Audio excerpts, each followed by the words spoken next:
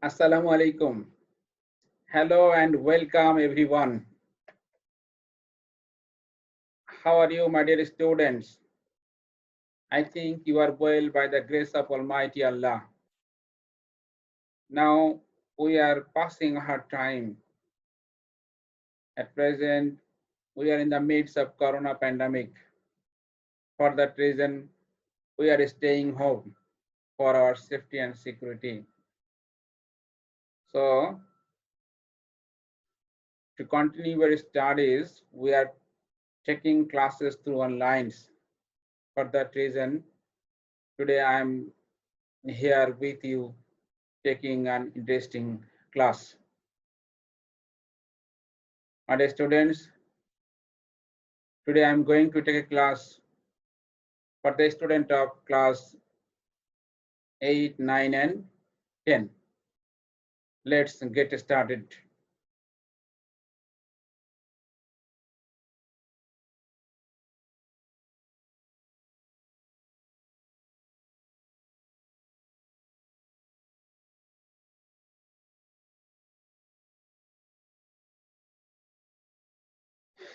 My dear students, this is my identity and the identity of my school. This is Abu Jafar Sardar, Assistant Headmaster, RRF Secondary School, RRF Police Line, Khulna. This class is for the student of class 8, 9 and 10. This is a continuous class. My dear students, look. He said, do you like martial art? What is this? This is martial art. He asked if I liked martial art. Our first sentence is in the interrogative form and it is in the direct space. And below the picture, he asked if I liked martial art. It's a indirect space. Look, my dear students, there is another picture, semi video. I think you are very much well known with that person. Is Mr. Bean. He is a very comic person. Yes. Mr. Bean said, the man said to Mr. Bean, why do you disturb me? Look, Mr. Bean is disturbing the man who is sitting beside him. Have you seen? Yes. The man said to Mr. Bean, why do you disturb me? This is in indirect form. Direct form. The man asked Mr. Bean why he disturbed him. Both the sentences are in the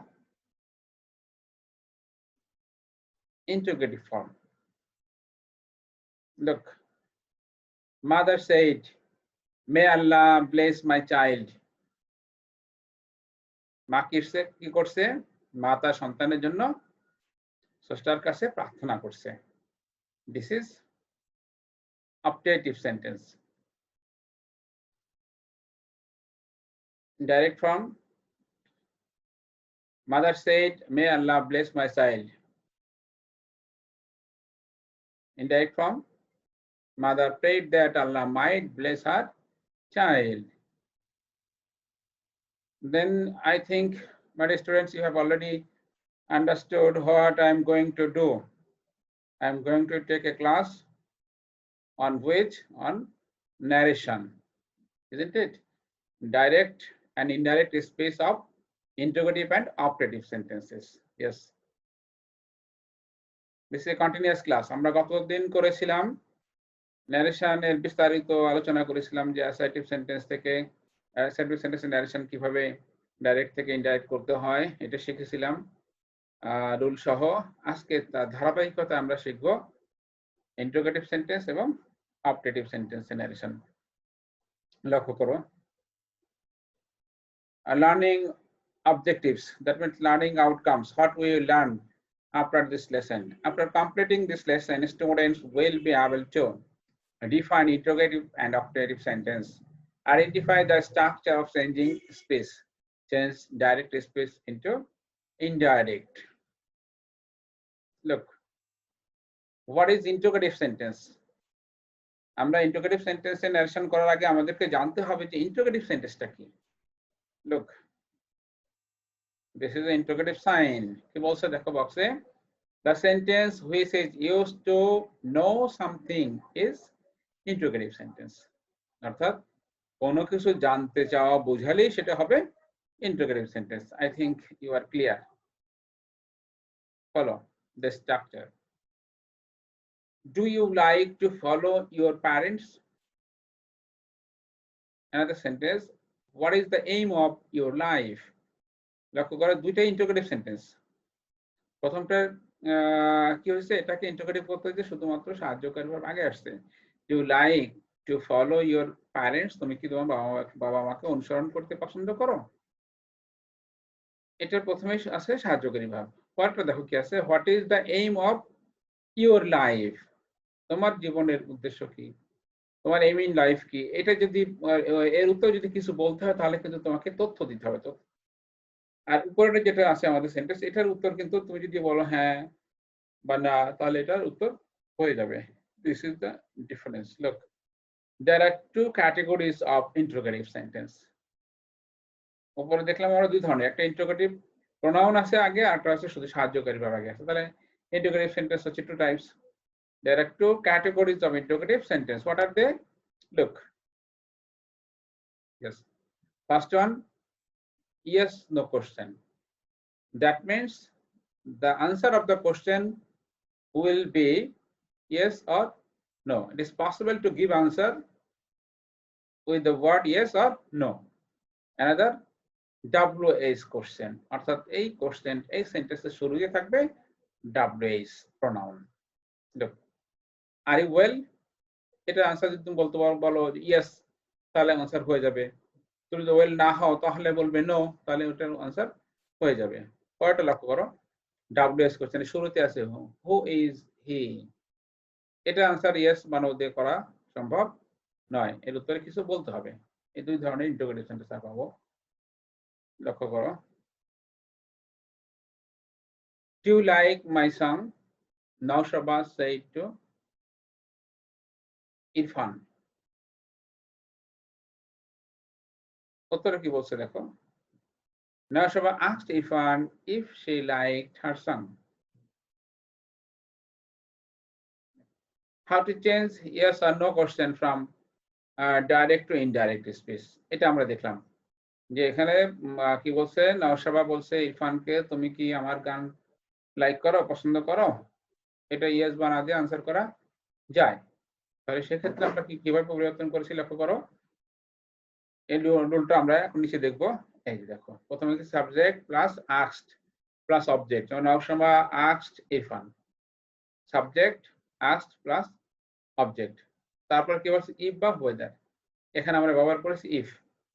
তারপর নিয়ম অনুযায়ী আগের অনুযায়ী পরিবর্তন হয়েছে, নওশাবা হয়ে গেছে she, like হয়ে গেছে লাইকড, মাই সং হয়ে গেছে হার সং। মানে ক্লিয়ার? তাহলে কি স্ট্রাকচার আছে, subject plus asked plus object plus if or weather, তারপরে অংশের subject plus verb plus extension. This is the structure of yes no question. Look, Rafiq said to Reja, what kind of song does Asha sing? Rafiq রেজাকে জিজ্ঞাসা করছে যে আশা কোন ধরনের গান করে। তো উত্তরে কি বলছে দেখো, Rafiq asked Reja what kind of song Asha sang. আর এখানে হচ্ছে WH কোশ্চেন যখন থাকবে তখন আমাদের এখানে কিন্তু কোনো সাহায্যকারী ভার্ব, সরি, তো এখানে কোনো কনজাংশন আসবে না।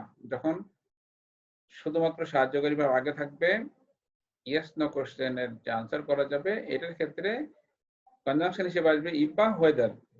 যখনই WH প্রনাউন থাকবে তখন এখানে কোনো কনজাংশন হবে না, সেন্টেন্স অ্যাসার্টিভ হয়ে যাবে এবং টেন্সের পরিবর্তন হবে। লোক, does she sing folk song? Said Reza. কি বলছে দেখো, রেজা আস্কড, অথবা ইনকোয়ার্ড অফ হতে পারে, অথবা wanted to know.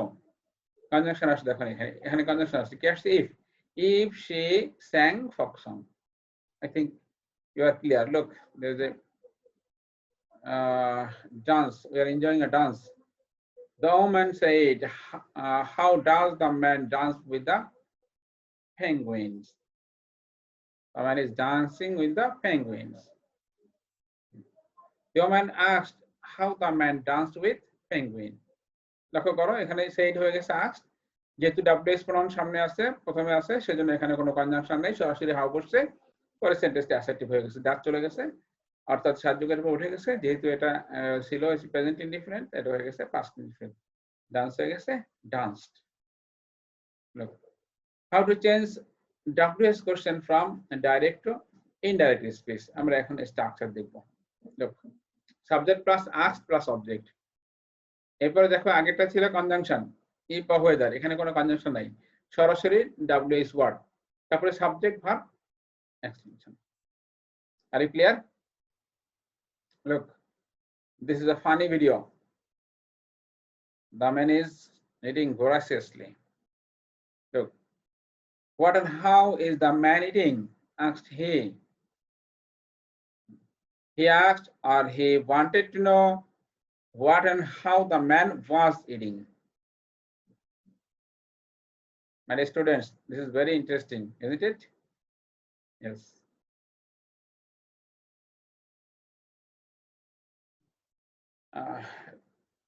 Let's practice. Mother said, have you done your homework?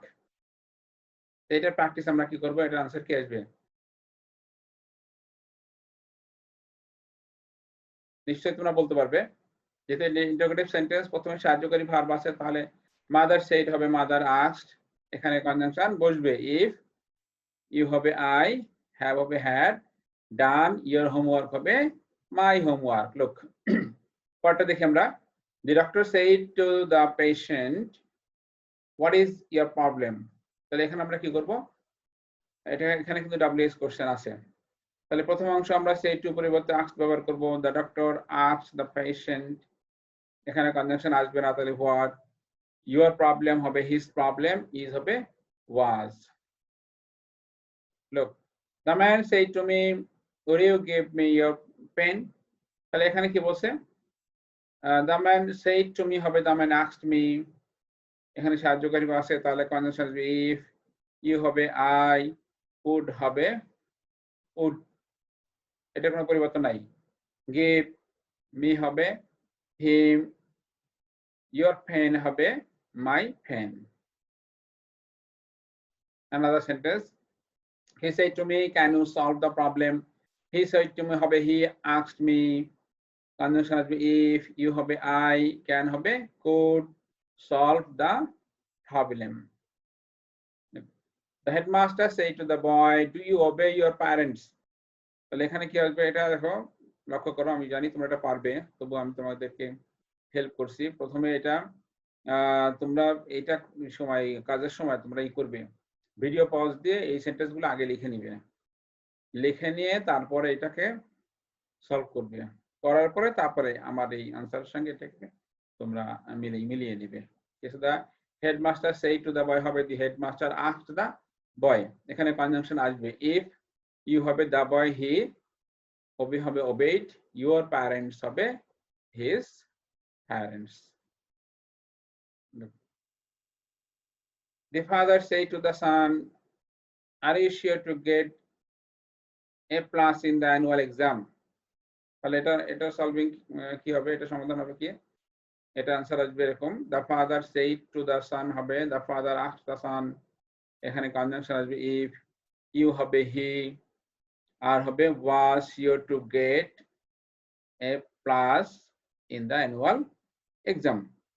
Look, the son said to his mother, how can I overcome the situation? এখানে কি হবে, the son said to his mother হবে the son asked his mother, এখানে কোনো সাহায্যকারী verb নাই আগে, তাহলে WS pronoun আছে, এখানে কোনো কনজাংশন আসবে না, তাহলে কি হবে how, I হবে the son, তাহলে he could overcome the situation। কয়টা লক্ষ্য করি আমরা, এখানে কি লক্ষ্য করছি, there are two pictures, the mother and the child. The mother always remains to her child, and child also likes the mother. Look, operative sentence to mean pray or wish. আমরা এখন operative sentence দেখতে যাচ্ছি। Operative sentence আমরা কি করে বুঝবো, যে সেন্টেন্সের ভিতরে আমরা দেখব যে এখানে প্রে অর্থাৎ প্রার্থনা করা হয়েছে অথবা ইচ্ছা প্রকাশ করা হয়েছে, তখন আমরা জানবো এটা হচ্ছে অপারেটিভ সেন্টেন্স। দেখো সেন্টেন্স লক্ষ্য করো কি বলছে, may Allah bless my mother said the son. তাহলে কি করছে, ছেলে কি করছে, তার মায়ের জন্য প্রার্থনা করছে। তাহলে এটা হচ্ছে অপারেটিভ সেন্টেন্স। লক্ষ্য করো, how to change an operative sentence from direct two indirect speech, এটা আমরা লক্ষ্য করব কিভাবে চেঞ্জ করতে হয়। দেখো প্রথমে সাবজেক্ট, তারপরে প্রেইড অথবা উইশড। প্রার্থনা করা বোঝালে প্রেইড হবে, আর ইচ্ছা প্রকাশ করা বোঝালে উইশড হবে। তারপরে কনজাংশন আসবে দ্যাট, এবারে সাবজেক্ট, তারপরে মাইটের পরে ভার্বের মূল্য বসবে প্রেজেন্ট টেন্স, বাকি যেটা আছে সেভাবে থাকবে। কোনো পরিবর্তন থাকলে একই নিয়মেই পরিবর্তন হবে। লোক প্রথমটা আমরা সলভ দেখতেছি, may Allah bless my mother said the son. তার হচ্ছে সান কি করেছে, আল্লাহর কাছে প্রার্থনা করছে। তাহলে the sun প্রেইড that Allah may ভিতরে সবে might bless his mother. Look, Jhuma said to Asha may you be happy. Jhuma আশার সুখ কামনা করছে। তাহলে কি বোঝাবে, এটা কি বোঝাবে, প্রেইড না উইশ? আমার মনে হয় এটা উইশ। কি বলছে দেখো, Jhuma wished that Asha might be happy.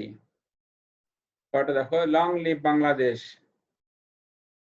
এই যে লং লিভ বাংলাদেশ মানে বাংলাদেশ দীর্ঘজীবী হোক, এটা কিন্তু ইচ্ছা। কার ইচ্ছা? বাংলাদেশের নাগরিকের ইচ্ছা, আমার ইচ্ছা, তোমার ইচ্ছা, তোমাদের ইচ্ছা।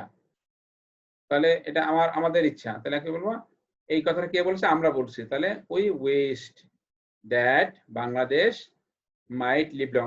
লং লিভ বাংলাদেশ মানে মে বাংলাদেশ লিভ লং, এটা হচ্ছে মানে মূল অপারেটিভ। তাহলে কি যাচ্ছে, Bangladesh might live long. He said happy birthday to you. Happy birthday বলে আমরা কি করি, উইশ করি। তখন কি হবে দেখো, যখন সরাসরি যখন উইশ করা বোঝাবে তখন সরাসরি উইশ করবে, হি উইশড মি হ্যাপি বার্থডে। একটু লক্ষ্য করো, এগুলো একটু ব্যতিক্রম। পরেরটা কি বলছে দেখো, যে above rule is not effective here. উপরে যে আমরা নিয়মগুলো শিখেছি সেই রুল কিন্তু এখানে প্রযোজ্য নয়। এখানে কি বলছে, এই রুলটা ভিন্ন। এখানে সাবজেক্ট উইশ প্লাস অবজেক্ট, এরপর বাকি যেটুকু ছিল ওইটুকু। তাহলে সাবজেক্ট হচ্ছে এখানে হি, ভার্ব হচ্ছে ওয়েস্ট। কাকে ওয়েস্ট করছে? হ্যাপি বার্থডে টু ইউ মানে আমাকে। তাহলে অবজেক্ট হচ্ছে মি। হি ওয়েস্ট মে, কি বলে উইশ করছে সেটা বুঝবে। কি বলে উইশ করছে এখানে? Happy birthday. Next look, my dear students. Good morning, my friends. He greeted. Good morning বলে আমরা কি করি? গ্রিট করি। এক্ষেত্রে একই টাইপের role. He greeted his friends. Good morning. আগের যে স্ট্রাকচার আমরা শিখে আসলাম, ঠিক এটা সেম। পরে লক্ষ্য করো, পেয়ার ওয়ার্ক। আমরা রিয়েল ক্লাসে যে তোমরা যখন সামনে থাকো তখন আমরা পেয়ার ওয়ার্ক করি, গ্রুপ ওয়ার্ক করি, ইন্ডিভিজুয়াল ওয়ার্ক করি। তো সেই ধরনের একটা কাজ এখানে দেওয়া হয়েছে। এগুলো তোমরা বাড়িতে চেষ্টা করবে, একা একা চেষ্টা করবে। কি বলছে দেখো কোশ্চেনে, কি বলছে দেখো, make 5 question with yes no and WH on the tree and then change them into indirect speech. এটা বাড়িতে বসে প্র্যাকটিস করবে। দেখো এখানে যে ছবিটা দেওয়া আছে, আমরা দেখতে পাচ্ছি যে একজন মা তার শিশুকে শেখাচ্ছে কিছু, এটার উপর আমরা করতে পারি। তারপরে দেখো পাশে যে ট্রিটা আছে, এই ট্রিটা লক্ষ্য করলে দেখবে এখানে এই ট্রির মধ্যে অনেকগুলো মানুষ আছে, এবং এই মানুষগুলো হচ্ছে আমাদের কবি সাহিত্যিক যারা আছে। আমি একটু তোমাদের হেল্প করে দিই। একটু ছবিটা একটু সাইড থেকে, উপর থেকে, নিচের থেকে খেয়াল করলে দেখবে যে অনেকগুলো মানুষের ছবি আছে। সেটা দিয়ে আপনারা প্রশ্ন করতে পারি যে এত নাম্বার ছবিতে কে আছে, এটা কে আছে, গাছের রুটে একটা আছে, এটাকে টপে কে, এভাবে প্রশ্ন করে তোমরা এইটাকে করতে পারো। এটা ট্রাই করবে, এটা সলভ করার চেষ্টা করবে। এটা হচ্ছে কাজ, হোমওয়ার্ক কি বলছে দেখো, why did you call me yesterday, ask Suman. কে বলছে? সুমন জিজ্ঞাসা করছে, তোমাকে গতকাল কেন ডেকেছিলে? সুমন সে, have you forgotten that you promise to accompany me to go to Cox's Bazar? সুমন কি বলছে যে তুমি কি ভুলে গেছো যে তুমি আমাকে প্রমিস করেছিলে আমাকে কক্সবাজারে সময় দিবে, বেড়াতে যাবে। কি বলছে এটার উপর আমরা কি কাজ করব?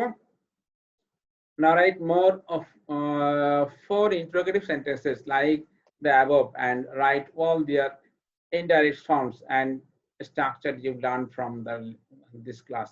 এইখান থেকে তোমরা যেটা শিখেছো কিভাবে আমরা ইন্টারোগেটিভ সেন্টেন্সকে দেখেছি যে দুই ধরনের, একটা হচ্ছে ইয়েস নো আনসার করে পাওয়া যায় অর্থাৎ সাহায্যকারী ভাবে আগে থাকে, আরেকটা কোশ্চেনের শুরুতে থাকে হচ্ছে ডাব্লিউএস প্রনাউন।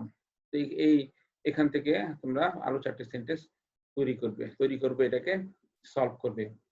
এটা হচ্ছে তোমাদের হোমওয়ার্ক। আর এটা যেহেতু আমরা ন্যারেশন শিখছি, ন্যারেশনে আমরা আগে প্রথমে একটা ক্লাস করেছি, এটা আমাদের ন্যারেশনের উপরে 2 নম্বর ক্লাস। ন্যারেশনের উপরে 2 নম্বর ক্লাস। এরপর আশা করতেছি ন্যারেশনের উপর আমরা 3 নাম্বার এবং 4 নাম্বার ক্লাস করব। তো ন্যারেশনের উপরে প্রত্যেকটা ক্লাস যদি তোমরা ভালো করে দেখো, সলভ করো, তাহলে যে কোনো ধরনের ন্যারেশনের প্রবলেমগুলো সলভ হয়ে যাবে। আমরা শিখলাম হচ্ছে অ্যাসার্টিভ সেন্টেন্স থেকে, অ্যাসার্টিভ সেন্টেন্সের indirect direct narration, interrogative sentence এবং অপারেটিভ সেন্টেন্স। আমাদের বাকি থাকলো হচ্ছে ইন্টারোগেটিভ এবং এক্সক্লামেটিভ সেন্টেন্স। অ্যাসার্টিভ শিখেছি, ইন্টারোগেটিভ শিখেছি, ইম্পারেটিভ বাকি অপারেটিভ শিখেছি, তাহলে বাকি থাকলে ইম্পারেটিভ এবং এক্সক্লামেটিভ সেন্টেন্স। আমি নেক্সট ক্লাসে এই দুটো বিষয় নিয়ে আলোচনা করব। এই ন্যারেশনের ক্লাসগুলো তোমরা ধারাবাহিকভাবে দেখবে। এটাতে ইউটিউবে থাকবে, আমাদের স্কুলের পেজে থাকবে। এটা এই দুটা ক্লাস, আরো যে দুটা ক্লাস সামনে আসবে, এই ক্লাসগুলো বারবার দেখবে। ক্লাস 8 এ ন্যারেশন আছে, 9 এবং 10 এ আছে। এই ক্লাসটা শুধুমাত্র যে 9 10 এর জন্য তা নয়, আমি যারা আমার ক্লাস 8 এর স্টুডেন্ট আছে আমি তাদেরকে বলবো তোমরা এটাকে দেখবে, কারণ তোমাদের ন্যারেশন আছে। এটা এই ক্লাসটা মূলত ক্লাস 8 থেকে ইন্টারমিডিয়েট পর্যন্ত সব শ্রেণীর উপযোগী। ক্লাস ভালো করে ফলো করবে। বুঝতে প্রবলেম হলে কমেন্টসে জানাবে, তাহলে পরবর্তী ক্লাসে আমি আরো সুন্দর করে বা তোমাদের কোথায় সমস্যা আছে সেই জায়গাটা আলোচনা করার সুযোগ পাবো। তো যেহেতু এখন অফুরন্ত সময়, কারণ আমাদের এখন স্কুল নাই, আমরা সবাই বাড়িতে আছি এবং সরকার আমাদেরকে বাড়িতে থাকতে বলছে আমাদের সেফটির জন্য, সিকিউরিটির জন্য। তো আমরা আমাদের সেফটি সিকিউরিটির কথা লক্ষ্য করব, যাতে আমাদের দ্বারা অন্যের কোনো ক্ষতি না হয়, আমরা অন্যের ক্ষতির কারণ না হই, এ বিষয়ে আমরা সতর্ক থাকব। নিজে সুস্থ থাকব, অন্যদেরকে সুস্থ রাখার চেষ্টা করব। পরিবারের অন্য সদস্যদেরকে হেল্প করবে যে কোনো প্রয়োজনে। বাড়িতে মাকে, বাবাকে, বড় ভাই বোন থাকলে সবাই মিলেমিশে কাজ করতে হয়, সেটা লেখাপড়ার ক্ষেত্রে হোক বা অন্য যে কোনো ক্ষেত্রে হোক। আমরা একজন আরেকজনের সহযোগী হব, আমরা কোনো বিষয়ের প্রতি অ্যাডিক্টেড হব না, এটা মনে রাখতে হবে। আমরা আমাদের মূল উদ্দেশ্য হচ্ছে লেখাপড়া চালিয়ে যাওয়া। যেহেতু এখন স্কুল নাই, সেহেতু আমরা অনলাইনের মাধ্যমে ক্লাস করছি, তোমরা অনলাইন ক্লাস ফলো করবে। বাংলাদেশ সংসদ টেলিভিশনের মাধ্যমে ক্লাস সম্প্রচার করা হয়, সেগুলো দেখবে, আমাদের অনলাইনের ক্লাসগুলো দেখবে, ইনশাল্লাহ উপকার হবে। আমি অতি শীঘ্র আবার ন্যারেশনের পরবর্তী ক্লাস নিয়ে তোমাদের সঙ্গে হাজির হব। সে পর্যন্ত আল্লাহ হাফেজ। Thank you all. See you again with next class.